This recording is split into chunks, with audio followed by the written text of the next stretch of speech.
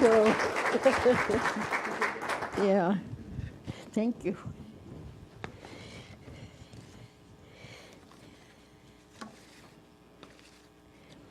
Well, you gotta laugh at yourself. Bonnie said, "Do you want to come in for the meditation?" I said, "No," because I was thinking about getting a cup of coffee and staying all revved up to do this, And then I thought, well, maybe I ought to just go ahead and go to the meditation thing. Well, when I got in, I realized that it was all about being present. Duh. So anyway, it's just a great joy and privilege for me to be here, being able to do this. Remember that song, Bridge Over Troubled Water? When you're weary, feeling small, when tears are in your eyes, I will dry them all, I'm on your side. When things get tough and friends just can't be found, like a bridge over troubled water, I will lay me down, like a bridge over troubled water. Well, in the second chapter of Science of Mind, Ernest Holmes says, we are thinking, writing, knowing, conscious creatures of life, centers of life. We are surrounded by, immersed, and there is flowing through us a creative something. Call it what you will.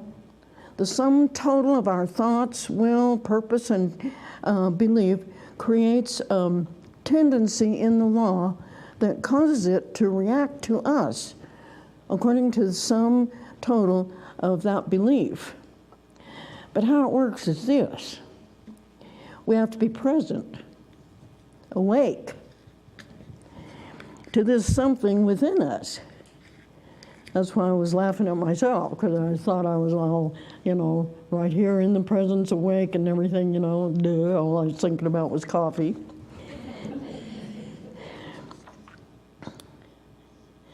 Presence is needed to become aware of the beauty, the majesty, the sacredness of nature, for example.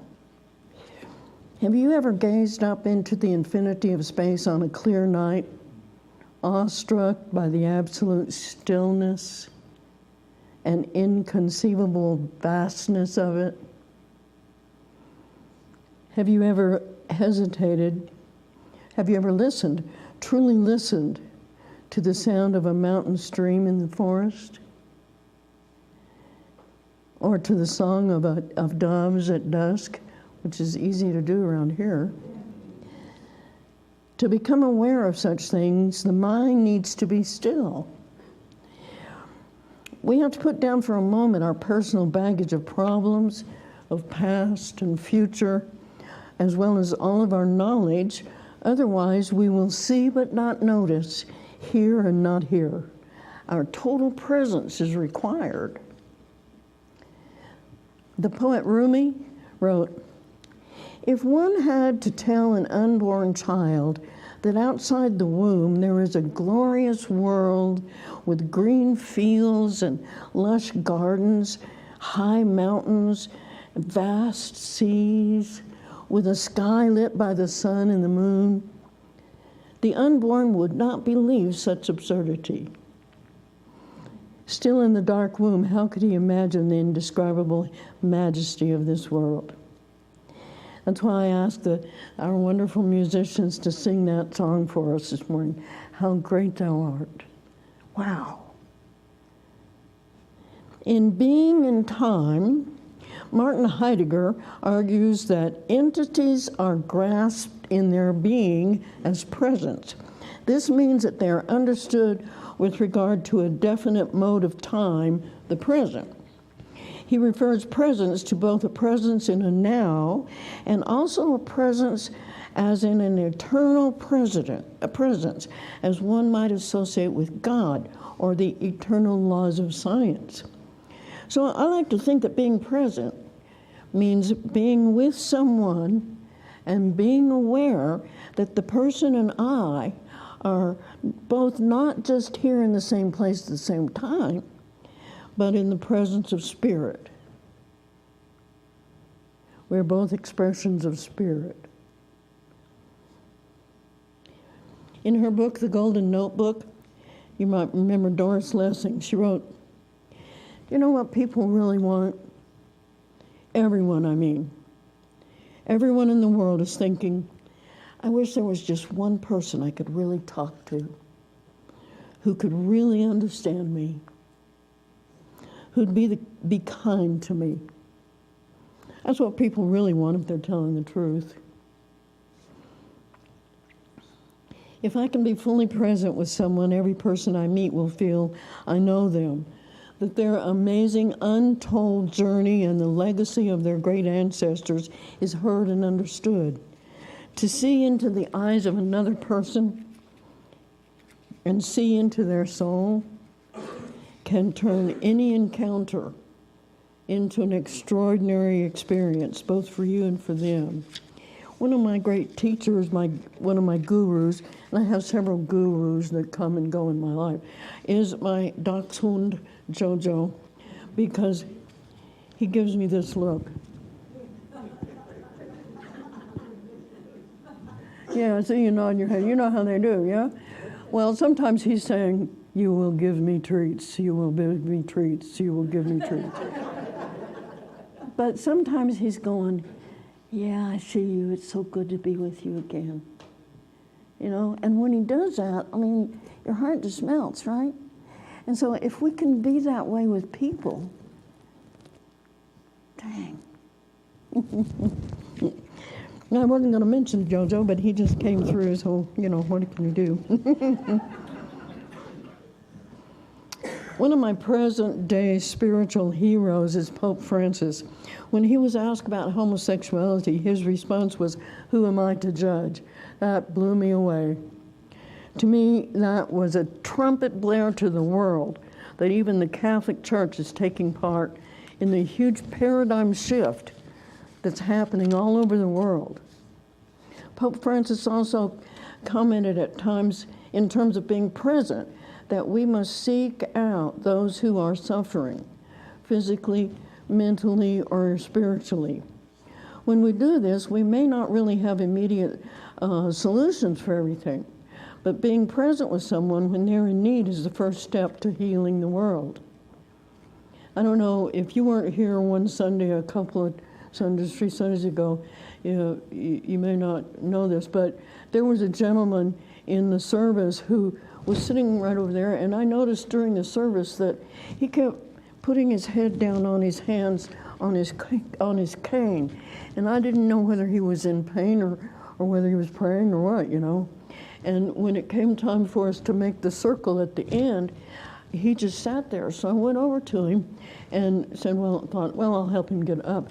And he said, "I can't walk up. I can't walk, So I said, well, okay, that's fine. I stood, took his hand, put my arm around him, and the intensity that he held onto my hand, it was like something else was happening there besides just two people hanging out together.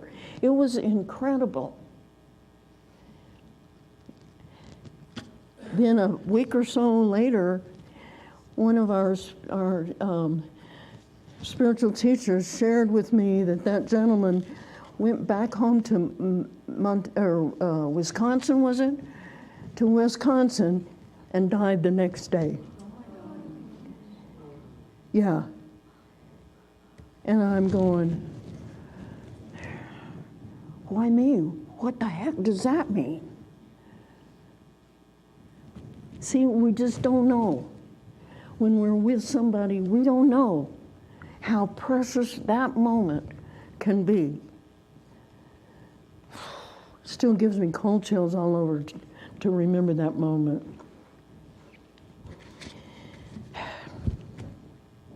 Okay, so anyway, how do we do all this? What does being present mean anyway? To quote a passage from Science of Mind magazine, you make spirit your conscious companion by continuously appreciating the omnipresence throughout the day. That sounds kind of intellectual. But here's the key. This presence is within us.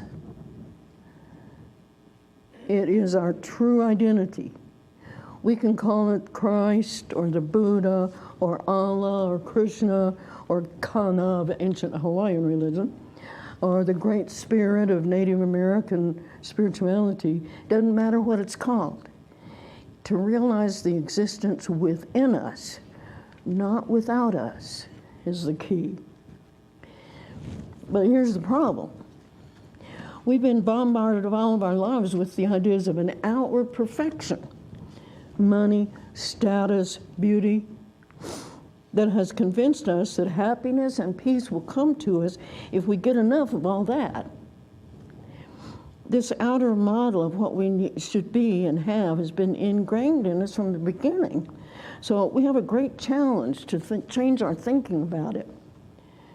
We cannot be fully present with ourselves or anyone else as long as we believe we're not good enough or rich enough or beautiful enough or smart enough. Everything we want is already within us. Okay, really? What are y'all looking at? Something is calling our attention, isn't it? No, it's just, we are called to each other, right? These fellas are out here walking around. We don't know, but they're with us, you know? We're all part of the deal here. Okay, being fully present with ourselves and cleaning away the doubts and fears allows us to see the potential we have and bring it out into full expression.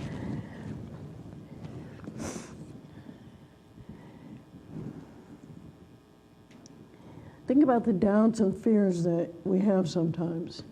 Look in the mirror and go, oh God, my hair looks terrible, you know. Or, oh, my bank account's getting low. You know the one I'm talking about, right? All those moments when we have such doubts about, geez, are we going to make it? Do I have it in me to keep going and get over this and not worry about it so much and everything, Or if we're real sick or whatever it is, those challenges that come to us, all that turmoil that happens inside of us. Do you know what I'm saying? Yeah, okay. But being present with ourselves, here's the deal. When we accept that nothing about ourselves needs to change, only our mistaken beliefs in our inferiority, everything begins to change in our lives. What if it would be really okay to be happy? Carolyn Mays asked, do you really want to look back on your life and see how wonderful it could have been had you not been afraid to live it? Does this take courage? You bet. So begins a process of releasing, letting go, forgiving all the beliefs that we have that are negative and limiting in any way. Right now, I invite you to think of something about yourself that you wish were different. You got it? Let it go. Just say, nope, I'm not going to keep that one anymore. It's that easy. My mentor, Harriet Vallée, taught me a lot about this whole journey. When she was born, her mother died, and her father told her that she had murdered her mother. So Harriet grew up believing she was a terrible person. She became an alcoholic and had her 4 children taken away from her, including a baby girl right when she was born. There followed many years of struggling and suffering until one day when Harriet was in the hospital trying to recover from DTs. She said it was so terrible, she prayed that if God let her live, she'd dedicate her whole life to serving humanity. She told me that when she said that prayer, A huge white light lit up the hospital room that made her believe that her prayer had been answered. When she got out of the hospital, she lived for several weeks under a bridge until she found a job and began to get her life in order. She went on to college to get a college degree in drug and alcohol counseling and became a counselor. Eventually, she got all of her children back, except the little girl taken away from her at birth. After several years, Harriet found new thought and began to study. She finally applied for ministerial school and was turned down 4 times before she was finally accepted. I met her when she was the minister of the church in El Paso. Through the years, she was my guide and teacher until I eventually became an ordained Unity minister. Before Harriet retired, she was awarded the Myrtle Fillmore Award for the most outstanding service to the Unity movement. And many years later, Harriet and the baby girl who was taken away from her found each other. Before she died, Harriet said she was ready to go on, that she thought she could do more good from the other side. The whole point of the story is that it doesn't matter what our past has been. It doesn't matter what our past has been. If we can forgive ourselves and be able to be present with others, just let it go. Release it and let it go. I mean, what would happen, if we just gave up all those bad feelings, those bad memories? I mean, what if we just said, to heck with it all? What would happen? We were afraid that something else bad would happen if we did that.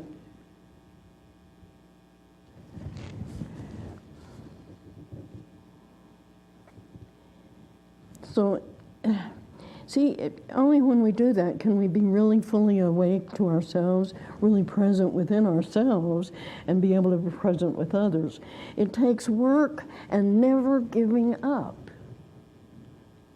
of continuing to seek a fuller, deeper realization of our true identity. When that is in process, we can be more present in the wonder of this life, in this dimension, where we are surrounded by the incredible, mystifying marvels of planet Earth and the pieces in the place in the universe. And that's what, Ernest Holmes was trying to teach us, these ideas. And I think that in his 2nd chapter, he was saying, this is how it works. But I think the way it works is we got to be present to it. We got to be awake to it. We got to know that there's something going on there. We begin to realize the astounding connection we have with all living beings. And I want to share a passage with you. I don't know if any of you have read How Can I Help Ram Dass? I love Ram Dass. And he tells a story about a community center. And I never did get where the town was, but he tells about, let me read it here. Let's see. Mother Teresa, for example, bending to hold a dying leper, sees there only Christ in a distressing disguise. She's not helping a dying leper. She's loving God, affirming in whomever she's with universal qualities of perfection and beauty. One can imagine how it might be to be held in this spirit during one's final moments of life. Can you imagine that? Holding somebody like a leper and not judging them, not thinking anything about them except just being there with them. Well, he tells about this community center where people from the town come and, they play cards and they play games and they do stuff. And he writes about this one little Jewish lady who says, I come to the center for company. I suppose older women like myself. But I meet these boys here. Very interesting. Very different than I expected. This young man who walks me home is a very nice boy. His mother, she should be proud of him and how he acts with me. I know he's done wrong. Look, they did it to me. One kid put a gun up to my head and went for my diamond ring and wedding band. He bit my finger to try to get it off. But you know what? I wasn't angry. Maybe he never had any parents. Who knows what happened when he was very young, you know? I had some terrible experiences when I was young. Poverty and war. World War I was 10 years old. The Germans dropped bombs. A woman jumped on me to protect me. Her body was ripped in half. She saved my life. I was very frightened after that. I'm frightened now, but I'm grateful for life, although it's a little lonely. But this boy, he walks me home. He helps with my groceries. He says, wear lipstick, nice dress. You're very pretty. You should get married again, a little lady like you. That man in the center, he wants to get married again. He's not good enough for me, I say. You're right, he says. Maybe me. You're good enough, I say. But an old Jewish lady and a young black criminal, what would they think? I didn't know what he said to me to be so nice. All I know is he walks me home.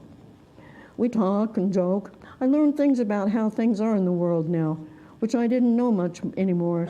And I don't get the feeling that I'm just an old Jewish lady. You think that's nothing. You know how many other people I don't feel like a little old lady with? None. Nobody. That's the truth. How's that? So the young kid says, try to shake having been a junkie and done time, man. Everywhere you go, you get that. That's who you are. But this woman, it's like she doesn't care. She says she had a hard life too. Maybe that's it. I told her how I robbed things. I told her about jail, and she says, your mother must have been very upset.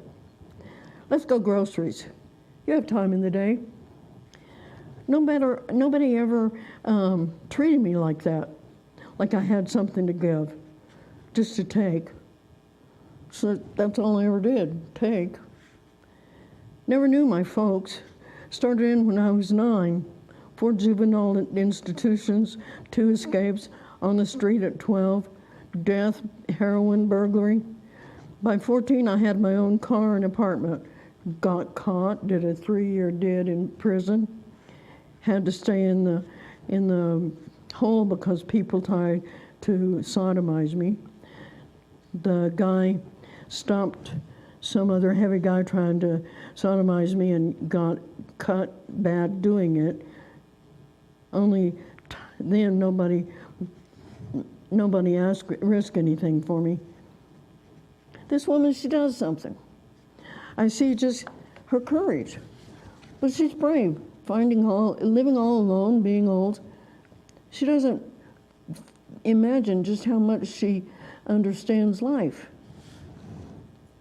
Ain't nobody ask her questions anymore now, so she forgets how much she knows. I ask her questions. I'm curious. She's encouraging. She's interesting. We learn things together. Just joking around on the street. We have a good time. And I've done a lot of time. Old or young, no difference. I'm 25 and I feel old. My voice sounds old on the phone, they say. So old people understand how they feel. Maybe they're scared. I've been scared. They live alone, like in a cell. I lived alone in a cell. So this place, this attitude toward the life they go on getting on the center, it's showing me some things. And this woman too, I'm not who I always thought I was being with her, just walking her home. Her too, probably. It's like you're free for that period. I said, you're going to have me born again. She said, that's not for Jews. I've done enough time. I've done enough taking. Time to be free. And that's what it's about, you know. Just hanging out with each other. Just hanging out, you know.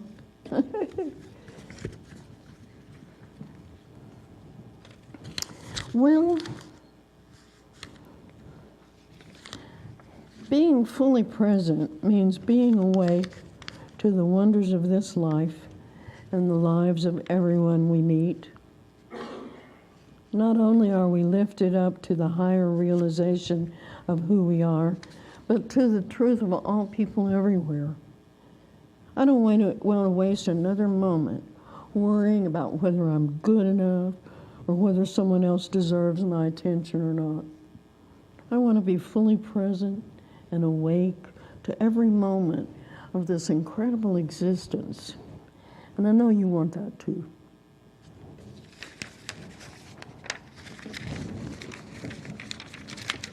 That's it.